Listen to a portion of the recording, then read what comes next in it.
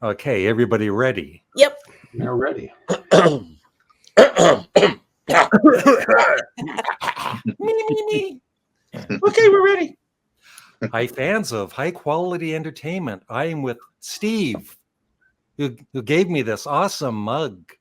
He didn't put any liquid in it, though. And Glenn Kellaway from the basement, Marcia and Chris. Once again, we exchanged two albums each, or had a choice of two albums per person last week. And so we listened to two albums throughout the week, and we're going to review and rate them. I guess I will go first, as I always do. I chose Marcia's The Cars, Candy O, which I had heard before. I think I bought it when it came out back in the 80s. Should you show which ones you offered up to? Well, somebody else is going to talk about them, right? Oh, You're going to okay. talk about what I... Right. Yeah, there it is there. So overall, I really enjoy the album as I did in the 80s. My favorite songs are Let's Go. Candy O is the best, that song. And the way the song before it, Shooby Doo, leads into it is just perfect. Some of the songs are a bit too poppy for my liking, a bit too commercial, but I love the guitar work. I think Elliot Easton is a very underrated guitarist. The start of Got a Lot on My Head reminds me of the Amboy Dukes' Journey to the Center of the Mind, but then it kind of goes into your typical Cars pop song. I just wish that the start of that song had continued all the way through.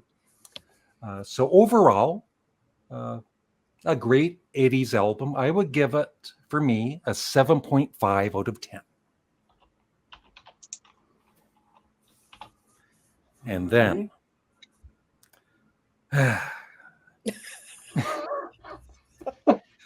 a little sigh first. Steve forced me to listen to the Choir Boys, Home Wreckers, and Heartbreakers. I was a bit familiar with them. I did buy their first album when it came out. And have you heard, Steve, about what's going on with the lead singer? And Yes, they kicked Spike out yeah, that's about a crazy. year and a half ago, and now there's two Choir Boys. There's Choir Boys and the Choir Boys. Yeah. And then the lead guitarist passed away recently this year. Or Yeah. So the music is quite similar to, like Rod Stewart with the Faces. Not as good, I guess, but a good band, very good band.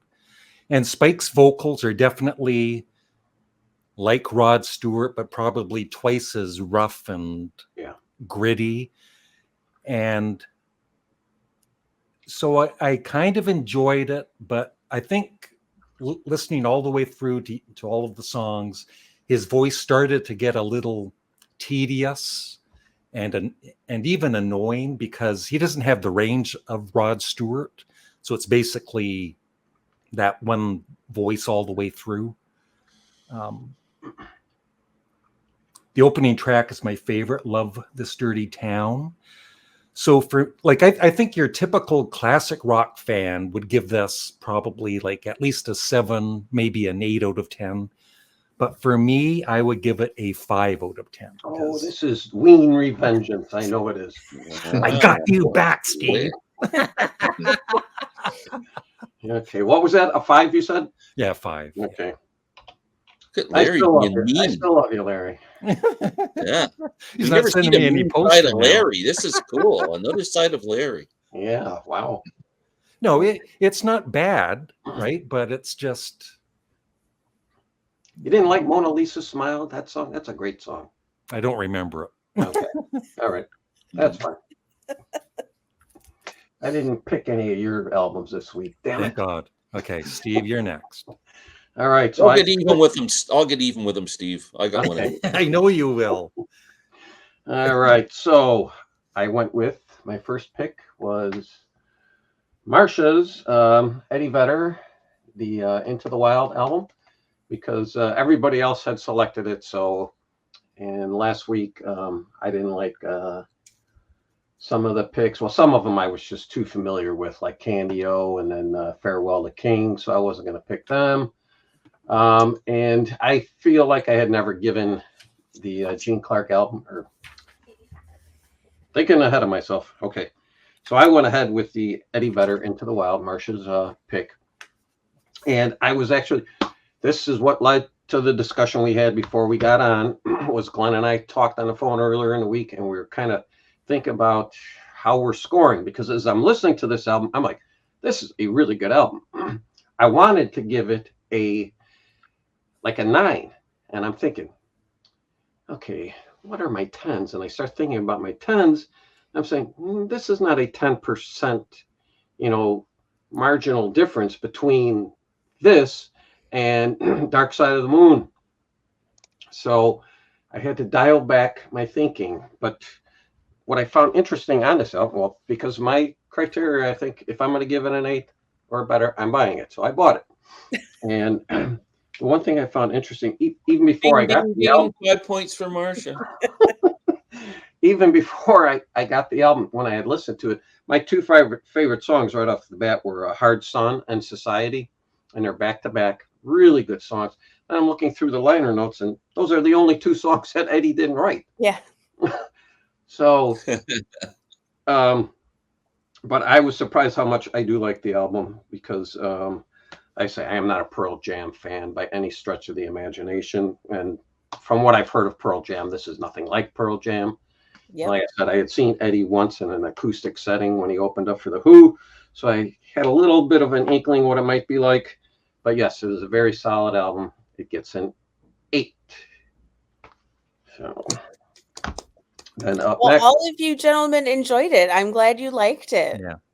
Yeah, I should have my copy for another 5 bonus points for you by the time we do the video next week. I think I'm getting it on Thursday. yeah. I mean, it's the only album 4 other people selected. So it's in rarefied air, Marcia. Okay, so then And that was my first pick for this show, so okay. I did well. So then next, I went with Larry's pick of the Gene Clark album, No Other. Now, I had the CD, okay? I had never really given it a chance. I think I had only listened to it like a couple of times. And I'm guessing when I listened to it, I wasn't really listening to it. It was just playing, and I was doing something else. I wasn't really involved with it. But then when I gave it a listen, where I had my attention focused on it, I was like, man, this is a really good album.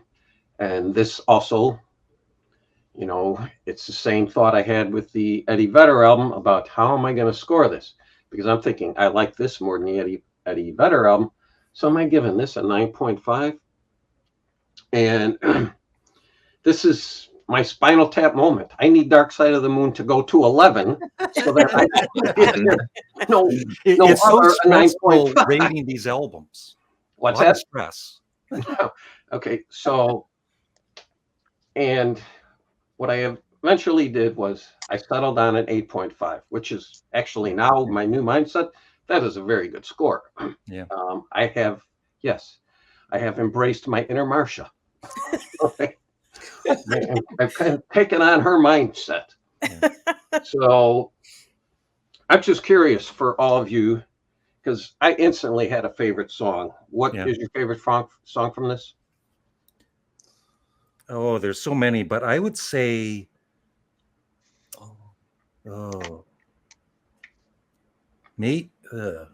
Misunderstand. Is the song called Misunderstanding? That's great. Misunderstanding. It's my favorite right off the bat. Yep. Yeah. So yes, the 6 songs. The one thing I found though is the opening song, "Life's Greatest Fool." Every time I hear it, it's like it's not typical of the whole album. It's more of your typical country song, right? Which might turn some people off a bit.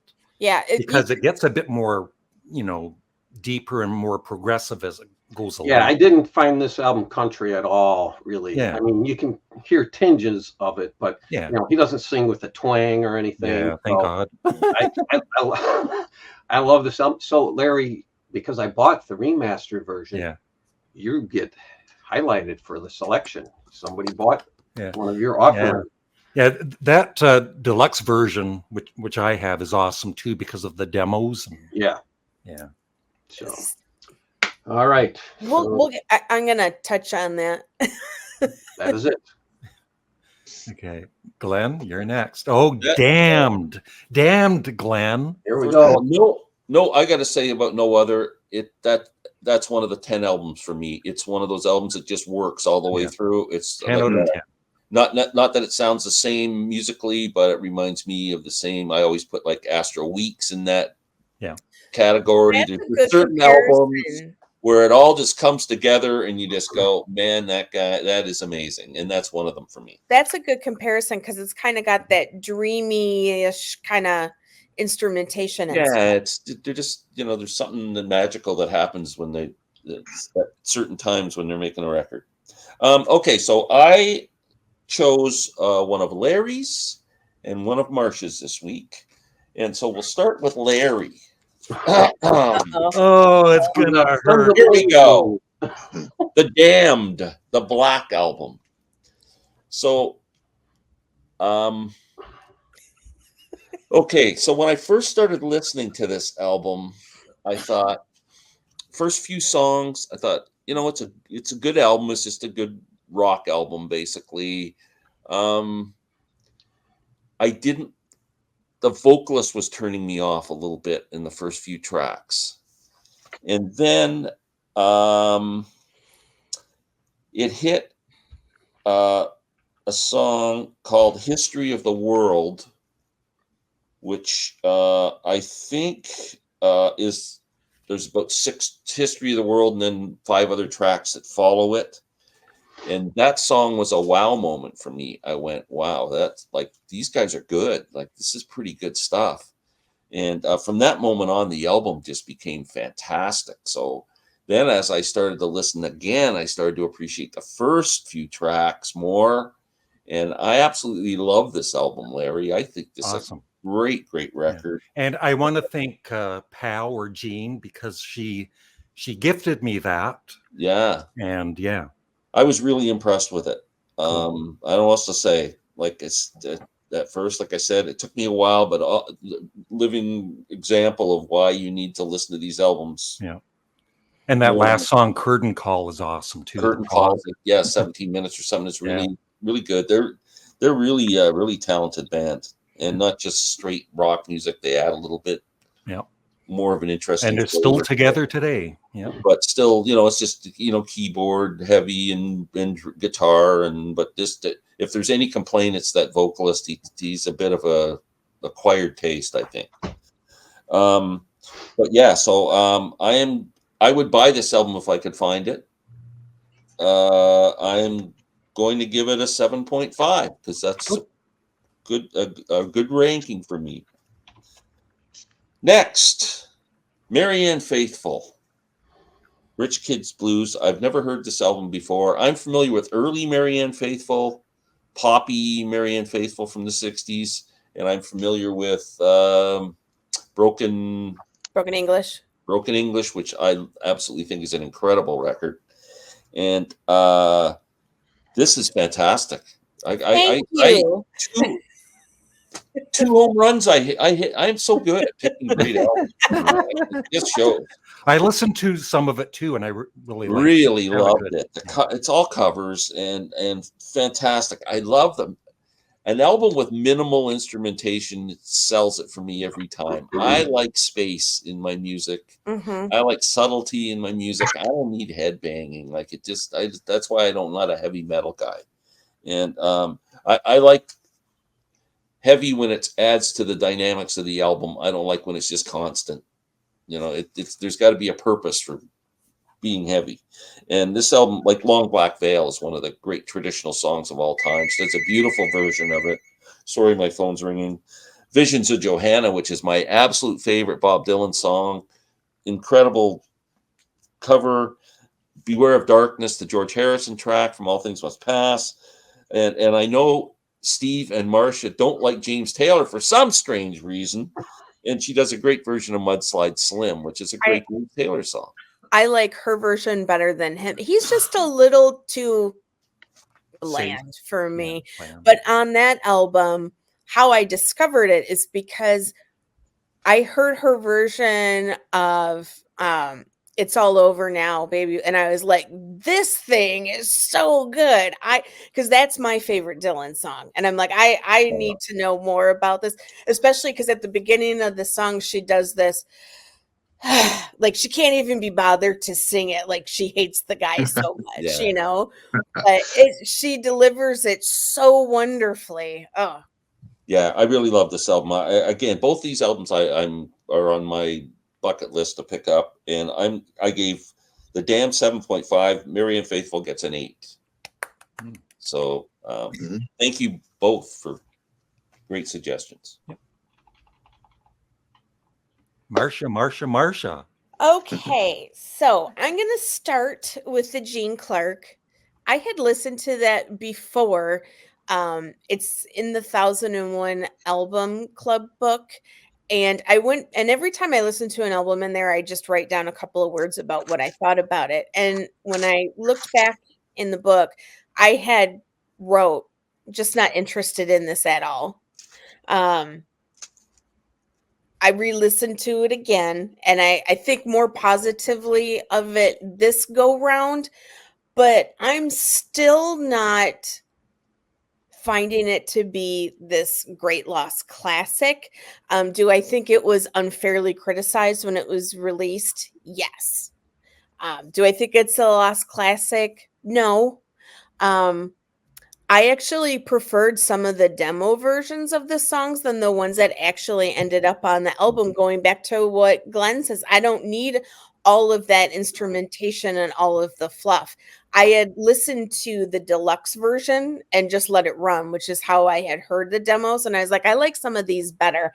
I was also a little bit bothered by the fact that he kept referring back to silver and flying a lot. And I shouldn't be comparing his prior work to this, but I didn't think there was anything on that. I loved Some Misunderstanding, but I still like, I'll feel a whole lot better. I didn't find any of the songs on there to be as good as that one. So for me, it's a middle of the road. I don't love it. I don't hate it. It's fine. I'm not going to go out and buy it, but if somebody gave it to me as a gift, I'd say thank you. And I'd probably listen to it once or twice a year. But it's just, like I said, it's middle of the road for me. So I give it a 5. The cars suck, Marsha. Did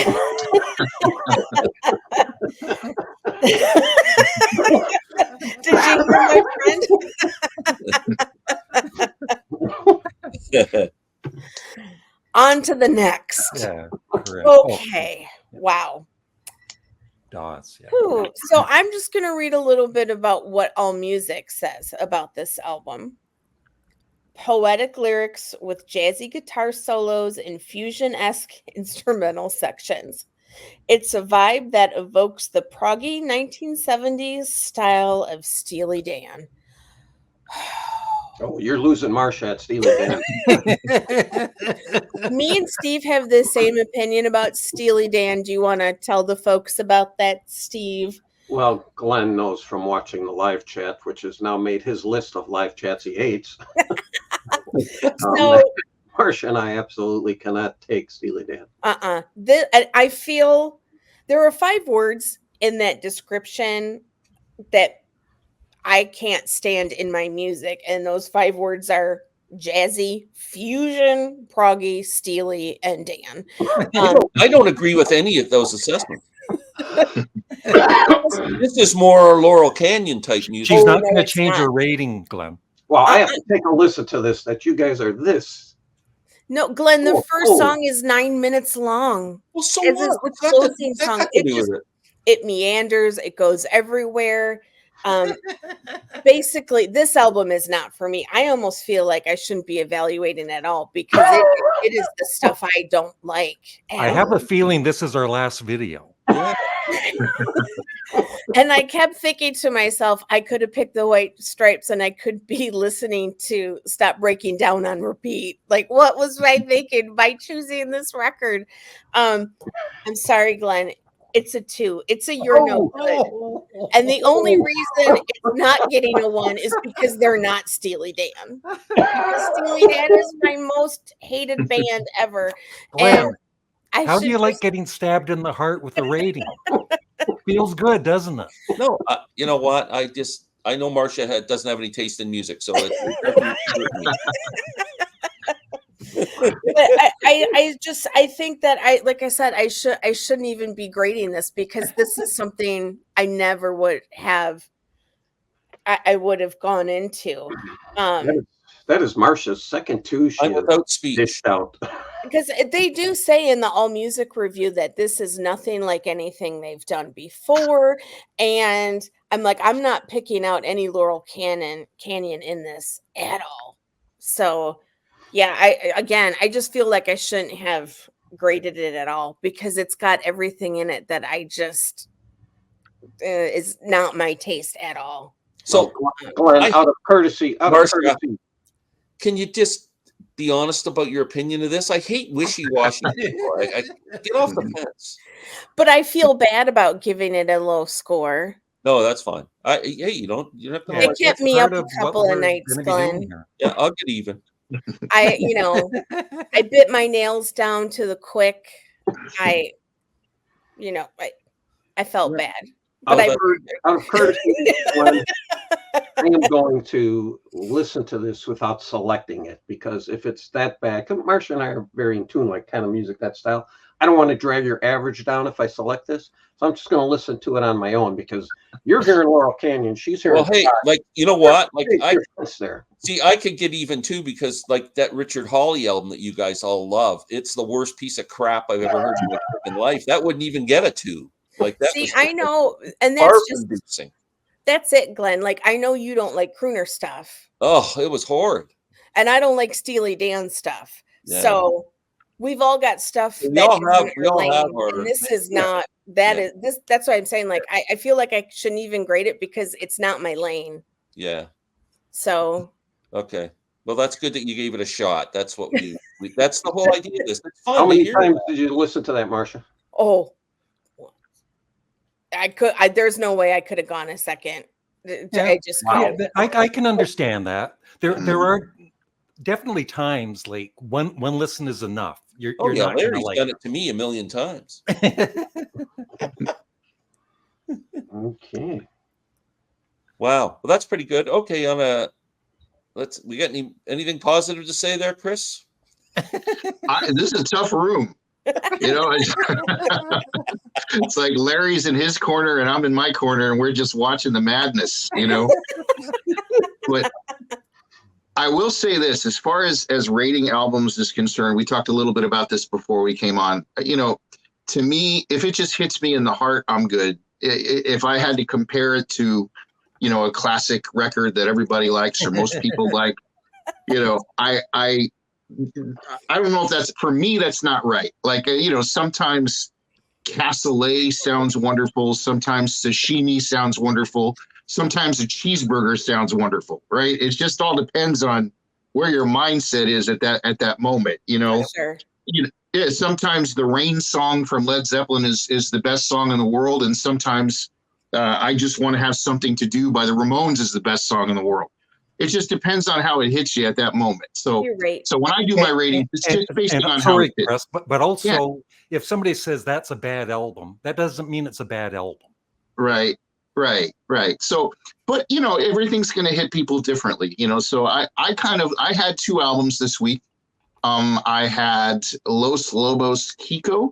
Oh, now I've got a knot in my stomach knowing you picked one of my albums. No. I honestly. I generally don't pick albums that I don't think I'm going to like. I pick albums that they're almost halfway there because they seem reasonable to me in the first place. So I go in positive. So I went in positive with this one. I liked it. I think that for me, there are some standouts. I do remember having heard Kiko and the Lavender Moon before. I forgot. But I remember once I started hearing it, especially the kind of the way the horns almost sound like it's a record that's sampled in, the way that they recorded it with the crackling and all that was really great. So I remember that. And I remember, just the vibe of the band from that point forward. To me, this is a great album, but for me, it would be more like background music than it would be music that I'd plug into and like play in my car, so to speak. But I liked it. So I'm going to give this one it's a 6 out of 10, but it's a solid 6. It's not my favorite. I don't dislike it. And if the mood catches me right, it might even go higher, but for now we're going to go with a 6 out of 10. The other record that I had was Paul McCartney, Chaos and Creation in the Backyard. Yeah. I tried really hard to go into this record not thinking of him as Paul McCartney, not thinking a bit about the Beatles. Just if I just listened to this record and I didn't know who it was, the voice wasn't obviously familiar to me, would I like these songs? And honestly, I listened to it 3 times, 10 out of 10. Yeah. Wow. Yeah. 10 out of 10. Yeah. It's a beautiful, beautiful record. Yeah. The songs are great. When you add on to that and tack on to the fact that it is Paul McCartney, and you realize that at that stage of his life and his age, he was working with I think it was Nigel Godrich, who was a Radiohead guy. That's a kind of a big, bold statement to have a young guy produce you and take direction. Yeah. At that point in your life, but it's obvious that it was kind of just like George Martin had a lot to do with the Beatles sound. I think that he had a lot to do with Paul McCartney's sound on this. Yeah. But Paul McCartney on most of these tracks, or at least a lot of them, was playing all the instruments. Yeah. So it's his album. It's totally his album. But and what I also found with that particular album, and later on too, he's better with his lyrics. He's not looking for, the hit singles or whatever. He's being more serious with the lyrics. Yeah. Yeah. And it's a very atmospheric record. That's my favorite, basically. Yeah. I love singles. I like pop. I like everything. I'm not, but at the same time, sometimes those kind of albums that drift in a positive way and you just ride them, that is a very cool example of that. I like this record very, very much. So I gave it a 10 out of 10. So you give that a 10.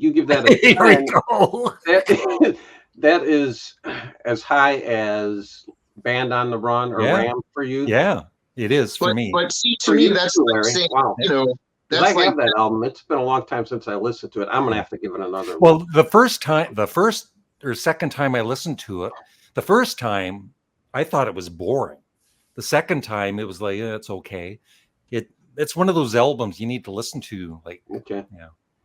To me, Band on the Run or Abbey Road or this are 3 completely different animals. Yeah, I can't compare them to each other. They're different stages of the man's life, different time periods, different influences.